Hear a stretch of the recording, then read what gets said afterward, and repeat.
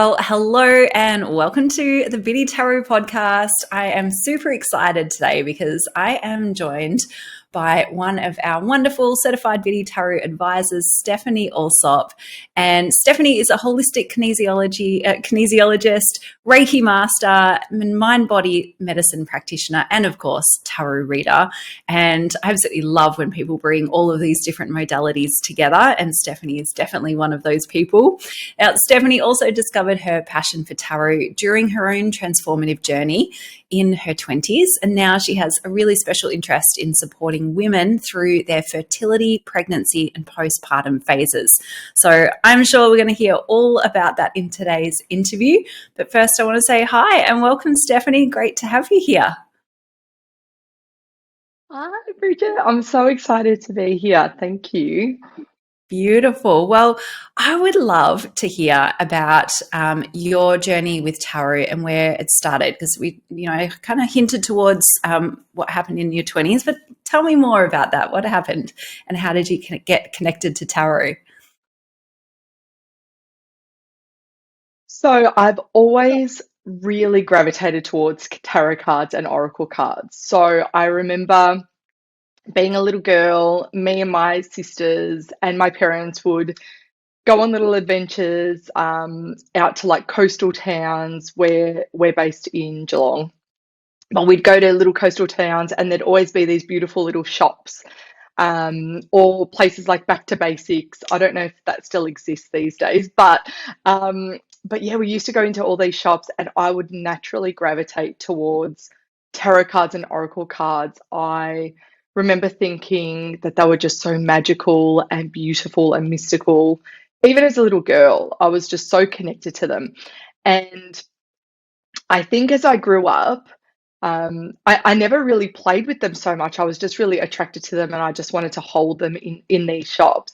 But as I grow up and as I went into more of my teenage years, that's when I actually received my first set of oracle cards, which I absolutely loved. And I think that helped me really connect with my intuition.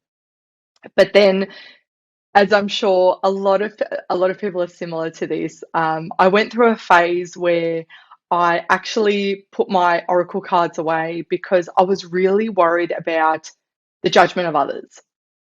So I was really worried about how it would seem to connect to tarot cards or oracle cards. So in my early 20s, I was very much like, oh no, I don't need these. So I remember packing them away, giving them away. And I didn't really come back to them until I was well into my mid to late 20s. I can't remember the exact time, but I was teaching and I was going through my own healing journey. I was experiencing quite a lot of anxiety and I had experienced depression as well. And I was really just trying to connect back to myself and learn more about myself. And one thing that I was really drawn to was oracle cards to begin with, because I felt like it was such a beautiful way every morning to connect to a card and really have either an affirmation or an intention to focus on in that day. And then at the end of the day, I would always reflect back and think, how did that happen today? How can I connect to that today? So it kind of started really organically in that way. And then naturally, it went into tarot cards. And I remember going to my psychic medium and I remember her pulling some tarot cards out and I was just absolutely fascinated with them. And she's like, okay, she's like, you're going to have three doors. You're going to do three things. And in this time, I had already studied Reiki. I was about to study kinesiology. I was really on that cusp of studying. And then she said, there's going to be one more thing. And I was like, oh, okay. And she's like, have you got those tarot cards yet? I know you've been thinking about them. And I just burst out laughing. And on the way home, I bought my first set of tarot cards for myself. And I guess the rest is history. I was just so into it and so just my world kind of changed. Yes. Yeah. And tell me, once you got those tarot cards, did you just start playing with them and reading with them, or did you go about a more like formal trying to like learn, grow? No. I'm very much a student. Like I am a lifelong learner. And I think it's being a teacher as well, like my background in teaching. I just need to soak up. I'm like a sponge. I need to soak up as much as possible. So the first place I actually went to was Google, and I typed in tarot cards, and interestingly enough, you came up, and I was like, this website is so awesome. And I remember looking up your story, Bridget, and I was like, oh my God, she looks like me. Like she's had a background, well, I guess kind of similar to me, but not really similar in that you're in something completely different. And it just really resonated. And I remember finding this podcast, um, and I devoured it. I remember I was driving from Geelong to Queenscliff every morning, which is about, I think it's about a 45-minute drive. And I used to listen to an episode there, an episode back. And I took it all in. And then I really started playing with it.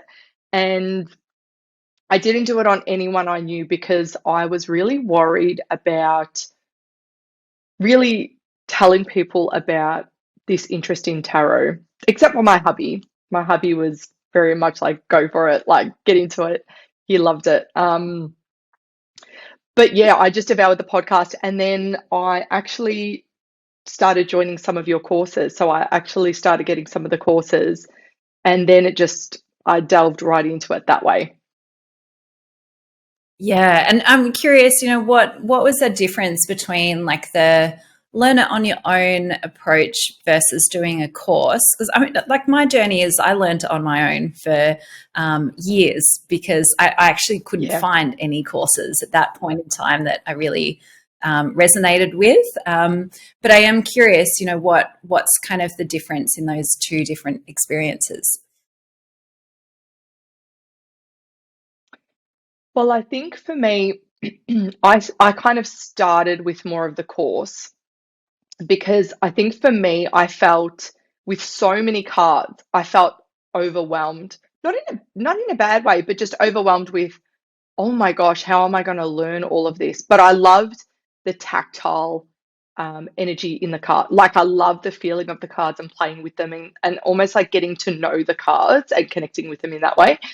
But I did really like having, I'm more of a structured person. I think I think for me, it just worked a little bit better with my brain.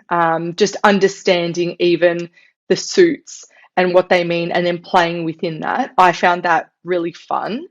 Yeah, that was just something that I really loved. I found then I was able to kind of then bring my intuition into it a little bit more, and then connect with them that way after I'd kind of learned some of the structure.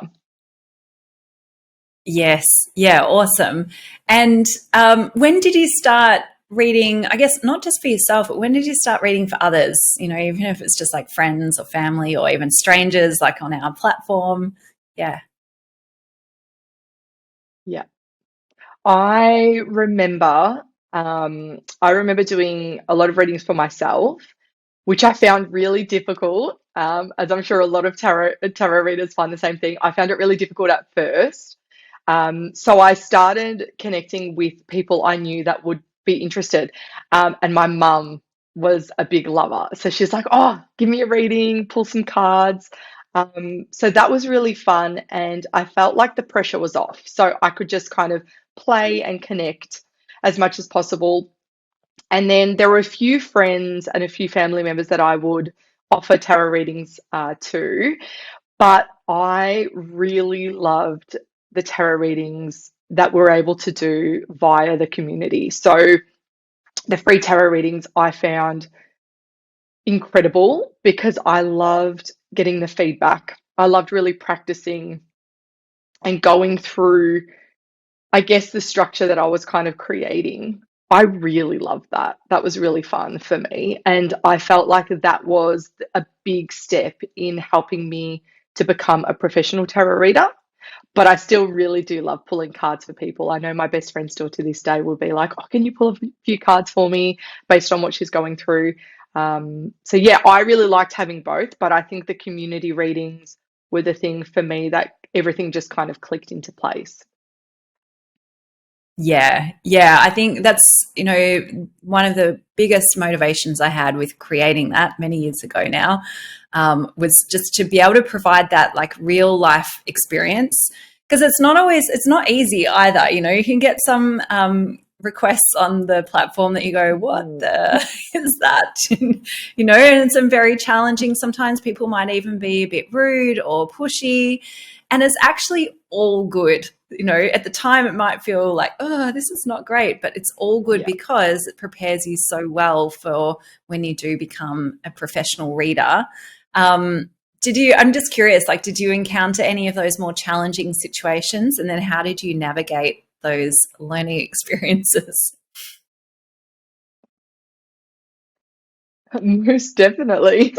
I think for the most part, I made sure my communication in the beginning was really clear, um, because I would email them and just check in, and if I needed them, or if I found that we could maybe potentially adapt the question a little bit better so that we're getting more out of it, and so that way I was comfortable reading, that's what I did. I remember one person came through and I just really wasn't comfortable. I can't remember if it was about someone else or if it was like a health reading. I can't remember. It was one of those two. And I just didn't feel comfortable. And I told them. And then I remember saying, like, I'll take another reading if someone wanted to take this reading, because I found that the ethics part was like a really important thing for me. I wanted to make sure that it really rang true for me, and I was really comfortable doing the reading. And then if, like I mentioned, if I found that the question was worded a little bit kind of either there wasn't enough detail in it or it wasn't specific enough, I would always reach out and we'd try to change the question up a little bit so that we're getting the most out of it. I hope that makes sense. Yeah, yeah.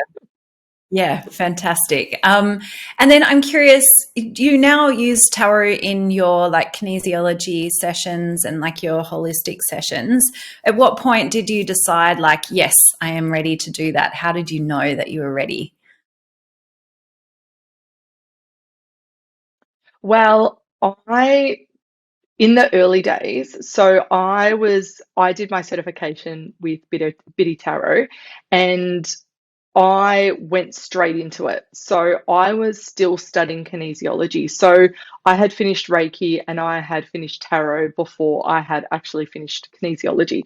So I started doing tarot readings before I graduated, and I felt like that was really, really helpful, just getting that practice. But then when I started in clinic, I actually offer all three. So I offer kinesiology, I offer Reiki, and I offer tarot. So I kind of keep them quite separate. But the really cool thing is I've actually launched a couple of programs, and I'm about to launch a new coaching program for fertility and pregnancy, which the tarot cards will then come into in some of the sessions. So that way we can kind of really tailor the coaching program a little bit more to them and specialize it for them and see what's kind of coming up, what the blocks are, if there's any limiting beliefs. It just helps us to connect on a deeper level, which I love. Yeah, oh, that's fantastic. So that, to me, that is like the pinnacle of how like bringing tarot into a really like elevated experience. Like one, you're combining different modalities, which I think makes it really powerful. And two, you're now putting it into a program that has a result or a transformation. So for you, it's helping women with fertility and, having a family and so on. And I think that is such a powerful way to kind of manifest tarot in a way that's like really supportive, empowering, and leads to results and transformation. So that's awesome. Have you had a chance to roll that out yet, or that's something that you're getting ready to roll out? That's coming out very soon. So I'm hoping that's going to be launching next month. So to those listening, if you're interested, keep your eyes peeled because, yeah, I think from July, it's going to be coming out. So I'm really excited about that. Yeah, fantastic. And you know what? Like, there's so much available for women on a more physical level. Like, here are some things that you can do to have a family, but there's not a lot on an energetic level and more spiritual level. So, I think having that available and using these different intuitive tools is going to be, so powerful. When you were using like tarot and kinesiology and Reiki and Most so on definitely. together, just in general practice, what were some of the, like, what's the impact of, what did you see as the impact of combining those modalities? What does it help create or, manifest with your clients? Oh, I feel like tarot, I love tarot cards because they have a way of just cutting through everything.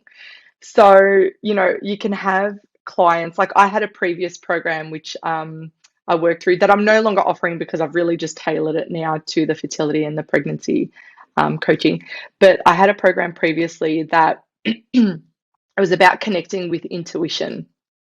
And using the tarot cards was able to just cut through everything and really get to the root of what's actually happening for them. So, like I was mentioning before, it brings up any limiting beliefs, any blocks. So it might be that logically the person is coming in and they're like, oh, I'm feeling fine, but I don't know why this is happening, or I don't know why I can't get past this block, or, kind of something similar to that. Whereas the tarot cards are actually able to kind of go, yoo-hoo, this is actually coming up. And then usually the clients go, oh, actually, that's actually right. This is what this means. So it helps us to connect. So me and my client to connect on a deeper level, but it also helps the client go a little bit deeper and actually think, wait, actually, there's something here. There's a trauma, there's a fear, there's something here that might be stopping me from getting to where I want to be. And then we can actually then kind of tailor our session towards that, which is so helpful. So it looks out for all the, I guess, the blind spots that we don't logically see, which I love. Yeah, yeah, I think that's really powerful because it's actually quite a different use of tarot to, your typical like future prediction and tell me what's going to happen and so on. And I think it's actually like so much more powerful because things like limiting beliefs, if we could logically work out what they were, we wouldn't have them. Like the Mhm. whole like concept of a limiting belief is that it's probably stuck somewhere in So your true. subconscious. And so, like when you get asked, what are your limiting beliefs? You go, oh, I don't know. I think it's this or that. But what I love with tarot, and it sounds like, you're using this with your clients beautifully, is that it just goes, well, okay, so you think it's that thing, but actually it's really this thing. And it really helps to tap into that subconscious layer as well, which would then no doubt like so support like a kinesiology session and being able to go much deeper into supporting like your clients. Yeah. Obviously maintaining client confidentiality. What are some of the like transformations and results that you've seen with your clients? Well, just from the one-on-one sessions, it's kind of incredible.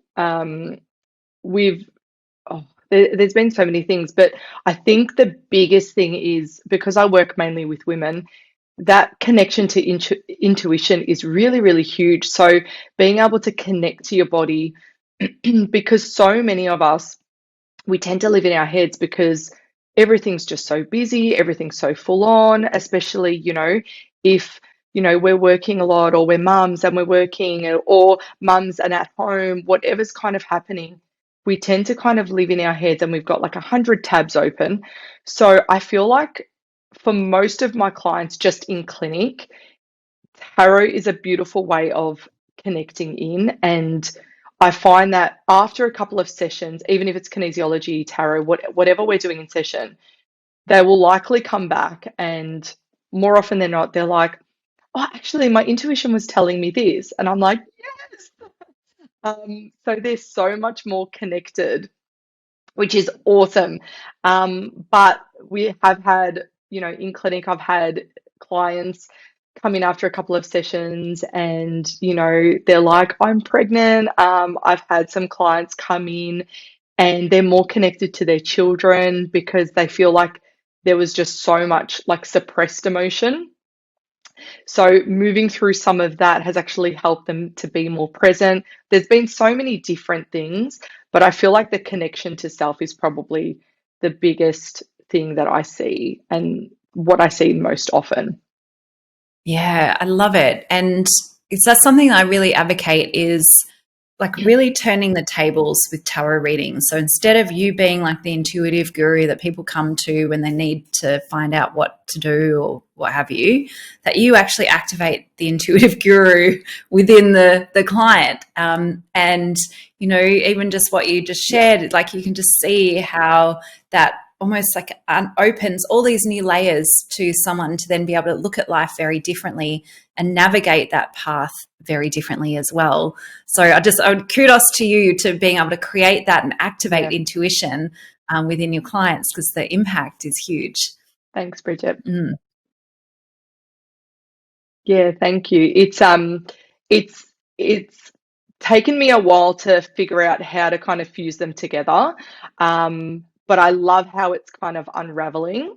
And sometimes I do still doubt myself and I'm like, oh, is this working? Or like, can I combine them together? But it does work really well. I think you just need to give it time and see how it works and how it unravels. And just kind of play with it a bit. I think that's been the biggest thing for me. Yeah. And I'm curious too, because I like a lot of people would love to have an intuitive healing business like yours. So where you're blending in all of these, you're having great impact. It really lights you up. What have been some like what has been some of the highlights and the lowlights in being able to create this intuitive healing business? So for those who might be interested in going down this path, what's worked really well, but also what have been some of the challenges and struggles you've had? Well, I guess some of the biggest pros for me is coming from teaching and creating my own business. I think the biggest thing is freedom. So that's a really big thing for me. So creating a business and creating it the way that feels right for you was like one of the biggest things for me because it means I can spend more time with my son. I can navigate around him. Um, so it's not like set hours. So that's worked really, really well. And I guess the impact with clients. So I've gone from teaching where, I'm able to connect with kids, which is so incredible. But you've got a curriculum. So you have to get through, your set things. Whereas the reason I got into this business is because I wanted to help children and women on a much deeper level. So that has been honestly mind blowing and it gives me so much purpose and I absolutely love what I do. I feel like I light up when I talk about it because it is really something that does light me up. Um, so they're probably the biggest things and seeing the transformation in the clients. So, some clients will come to me for 2 sessions and they're like, I'm good. Some I've seen for a couple of years and just seeing things unravel for them and the domino effect it has on their life is it's just incredible. And sometimes I think they don't even notice it, but I definitely do. So yeah, that's been a really cool thing. For the cons, I would say, or the hard parts, I think it's building that business again. So it's like, it's the two sides where it does take time. And I remember someone saying to me, give it 2 years before you start to see, regular clients. And I'm like, 2 years, that's ages. But it kind of gave me so much time to actually build a rapport with people and get regular clients and kind of grow. I actually think that was a really good thing that it was a sustainable growth. So I think the growth, the amount of time it takes can sometimes be a con for sure, because it just feels like you're slugging away for a while. But the other thing is energy wise, like you really need to make sure you're protecting, your energy as well. You need to make sure you're having lots of rest. And I think, not taking too much on is really, really key. And I do a lot of energetic things and use a lot of tools to help me. So I'm not carrying stuff for, the rest of the day or the week. So I can come home and, still be Steph and still be a mum. Yeah. Yeah. I think those two factors are really big. So one, just like being able to have the time to grow the business. And I think this one's interesting though, because I see some folks might interpret that as like, oh, so I should just plod along and create the business like over a long period of time. And no, you're shaking your head. No. Because I think actually that, yeah, the time factor is more in, you've got to get the momentum going in your business, the infrastructure, you've got to find ways to find clients.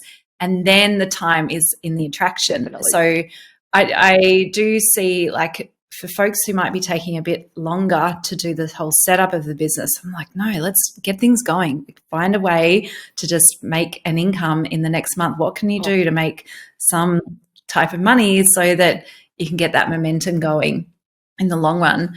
And then the energy stuff is really important because, like you say, like this is energy work that we are already doing.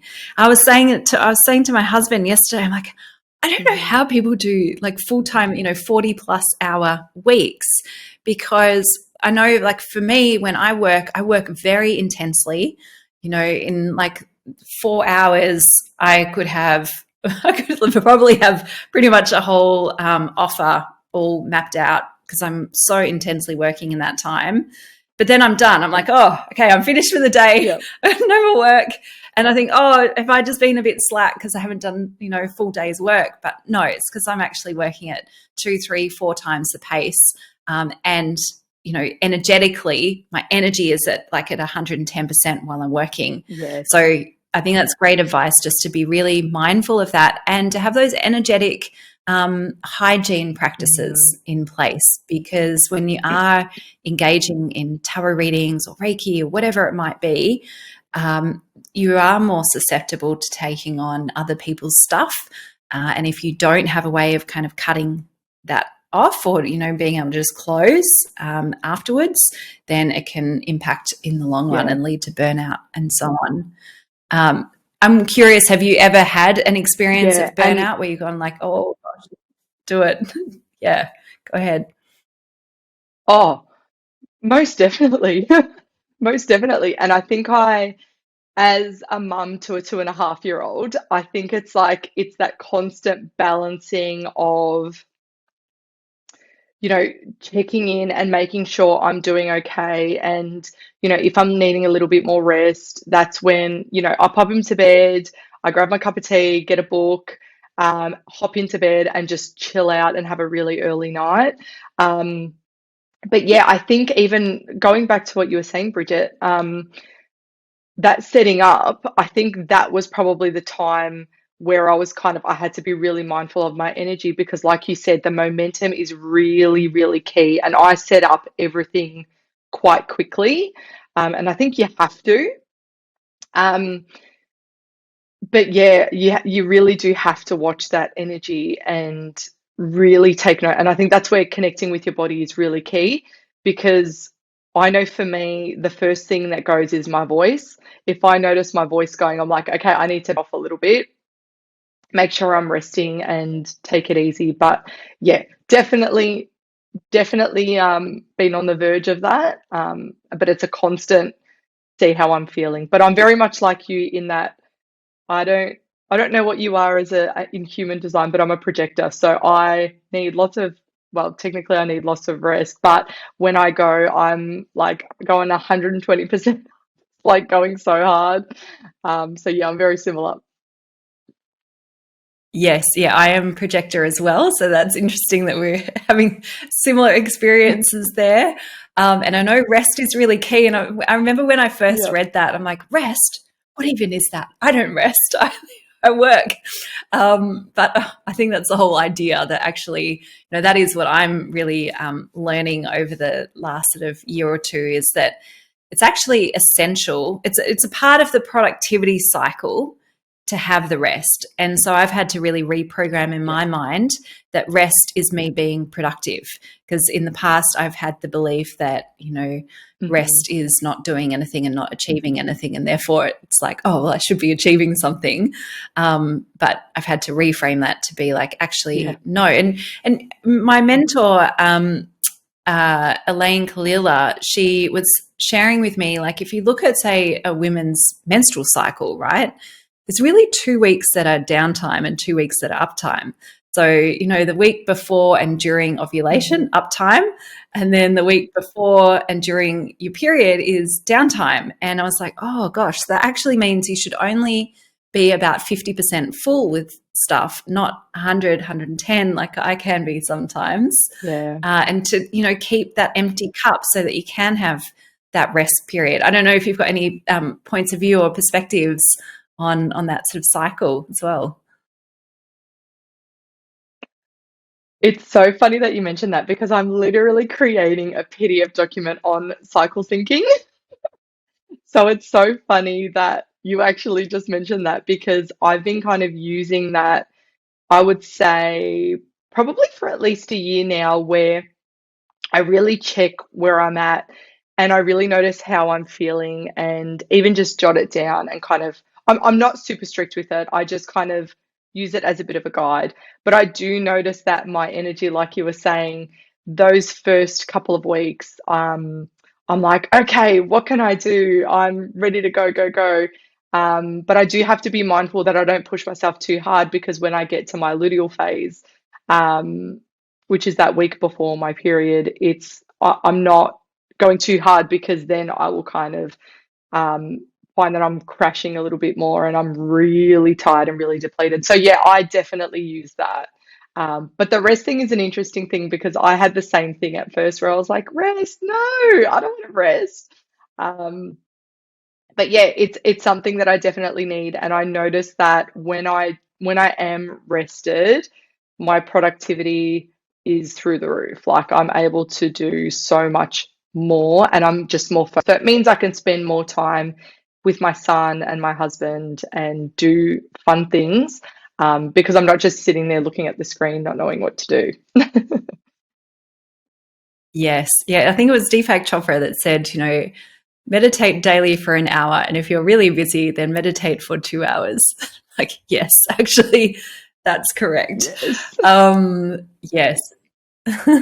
Beautiful. So you've shared a little bit about what is coming up, like with the different programs and packages that you've got for your clients around fertility and family planning.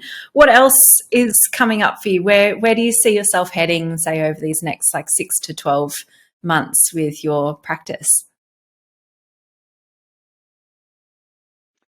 Well, I definitely want to head into, I want to work a little bit more hybrid. So I think I want to reach more women, because I'm in clinic 2 days a week, and it's so beautiful because I see people in the Geelong, Torquay, Surf Coast kind of areas, and even have a few people come down from Melbourne. So that's really lovely being in my community, but I do want to reach out and reach more women. So that's why I'm going into the more of the coaching space, which is really exciting. So that's going to be my next kind of 12 months. But the other really cool thing that I actually am already looking forward to is I actually offer, and I started this last year in December, I offered year ahead tarot readings.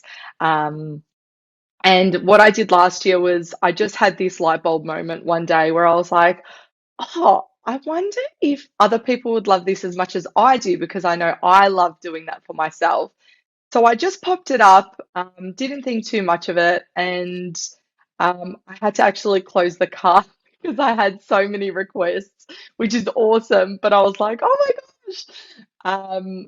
So I'm actually really looking forward to that again. I'm going to be starting that end of November, December again, but that was really fun over the break. And I constantly hear back from clients that actually did it over the new year that they're like, oh my God, this month is so spot on. I can't believe it. So yeah, looking forward to that. But I also offer that for birthdays as well. So yeah, that's something that's coming up as well that I'm really excited about. Yeah, fantastic. It's so good to hear all of the different things that you've created and that you're, bringing into the world. Particularly, since like completing the certification program and bringing tarot into your practice. I'm curious, like, what would be some of your words of wisdom for those who might be considering the tarot certification path and what might be possible for them? Oh, I just think for me, it was such a pull. I remember talking to my husband Sam, and I said to him, I have to do this. And I think you really need to listen to that. So if you're feeling that pull, I think you definitely need to go for it. Whether it is, learning it for yourself to know yourself on a deeper level and connect with your intuition, or whether you do want to go into it professionally or just read for family and friends. I think it's such a beautiful thing, and it helps you become so much more well-rounded. I think I know people. I know people, for example, that have just like they've read for themselves and they've loved that. Um, but I know that they've actually said to me, they're like, "Oh, you seem to kind of go through it and learn how to kind of set yourself up as a professional tarot reader so much easier." So I think that that jump into professional tarot reading for me was a lot easier with the certification, which really helped. But I just loved it. I thought the community, the course, everything was just so beautiful. So I think if you have that pull, I think you just need to jump in and go for it and trust that it's meant for you and it's the right place for you at this moment. Yeah, fantastic. Oh, that's so good to hear. Thank you. And I'm so glad that, the program really supported you in your own like personal transformation path, but now all of the impact and the ripple effect that you are having with the women that you are serving, it's amazing. Where can people find out more about you and the work that you're doing? So I've got a few different places people can find me. So my website, which is awakensage.com.au. So everything is up there, and I will be launching, like I said, my new program, my offers. So I'm doing a little bit of a restructure on there now. So there'll be information up there very soon, but you can definitely take a look now. And my Instagram, which is Awaken Sage Wellbeing. So check me out there. You'll see lots of new content and lots of different things up there. But yeah, they're the two places you can find me.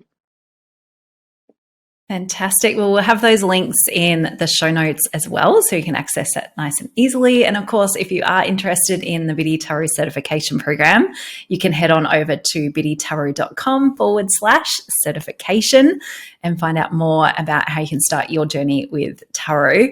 So, Stefanie, thank you so much for sharing your story today. I absolutely loved hearing, like your whole journey and now how you are helping so many people, particularly in your local community. It's absolutely beautiful and so good to see how you're like blending your modalities and creating like really meaningful coaching packages. That's kind of like, the dream come true, I think, with using tarot. So thank you so much for sharing your story today. Thank you so much for having me, Bridget. I just want to say this for your viewers and your listeners. I think this is like the biggest pinch me moment because I remember listening to Bridget every single day driving to work. So the fact that I'm talking to you now is like a dream come true. So it's such a cool moment. So thank you for having me on. It's meant so much to me. Oh, it's adorable. Thank you. Well, again, your story is so powerful and inspirational. So you absolutely, deserve to be here. And I'm sure you've got many people hearing it going, wow, I would love to, create that, and would aspire to being, in a similar position. So I'm sure you've already helped many, many others as well on their journey. So thank you again. And thanks everyone for listening to this episode of the Biddy Tarot podcast. I will see you next time. Hey, if you loved this video, then make sure you check out this next video and subscribe to our YouTube channel. See you next time.